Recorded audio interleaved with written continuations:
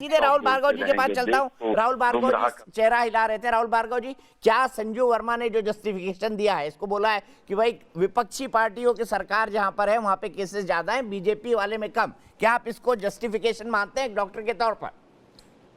नहीं दीपक जी, जो हम वेव्स की बात करते हैं दीपक जी, थोड़ा सा स्प्रेडशीट समझिए। क्या वैक्सीन लगने के बाद भी नंबर्स आने कम हो जाएंगे? क्या ये आंकड़े जो हम आप रोज बताते हैं एग्जिट पोल की तरह कि तीसरी वेव आएगी, आईआईटी ने मई में कहा था कि अगस्त में आएगी, आईसीएमआर ने कहा था अगस्त में आएगी, एम्स ने कहा था अगस्त में आएगी, अगस्त चला गया। अब नया एग्जिट पोल आया है कि तीसरी वेव जो होगी वो अक्टूबर में आएगी और नवंबर में पीक करेगी।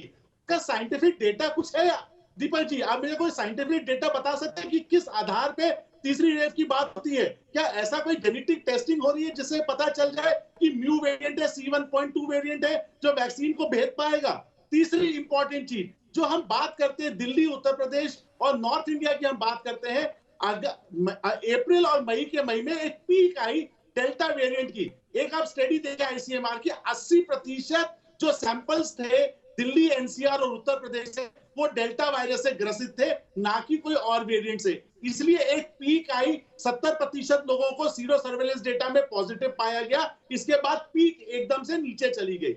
जबकि महाराष्ट्र में आप याद करिएगा, नंबर्स देखिएगा जाके, जब मुंबई में 8,000 केसेस आते थे, सिमिलर पॉपुलेशन में दिल्ली में 34,000 केसेस, 24,000 केसेस आते थे, 3 गुना केसेस आते थे। इसका मतलब पॉपुलेशन ने एक कम समय में ज्यादा ब्रंट सहा, जिसकी वजह से हमको ऑक्सीजन बेड्स की कमी पड़ी।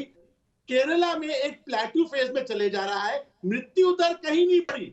दीपक जी, आगे आप मान के चलिए, आगे आने वाले दिनों में ये नंबर का आंकड़ा बंद करके हमें ये बताना चाहिए कि कितने लोग हॉस्पिटलाइज हुए।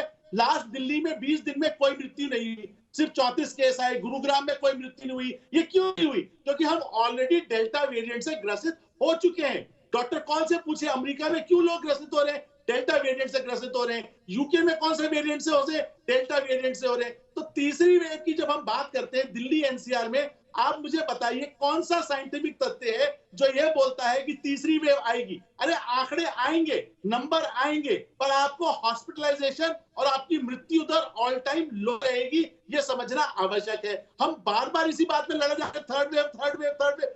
दीपक जी, जब हम थर्ड वेव की बात करते हैं, देश की इकोनॉमी पे, लोगों के मोरल पे, लोगों के डिप्रेशन पे ये आंकड़े बढ़ते हैं। तो हमको साइंटिफिक बेसिस पे तैयारी रखनी चाहिए, रादर देन ये एग्जिट पोल की तरह एक शेयर आया की कहानी रोज पब्लिक को सुनाना बंद करना चाहिए।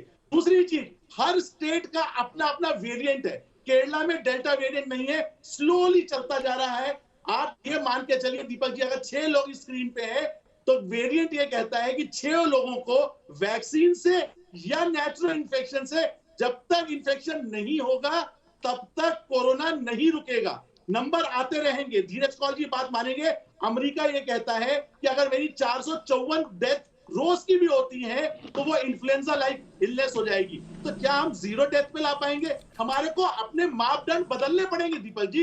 रोज आंकड़े 45,000, 47,000 लोगों को डराना बंद करके हमें जेनेटिक टेस्टिंग को बढ़ाना चाहिए, उसके टर्नअराउंड टाइम को कम करना चाहिए।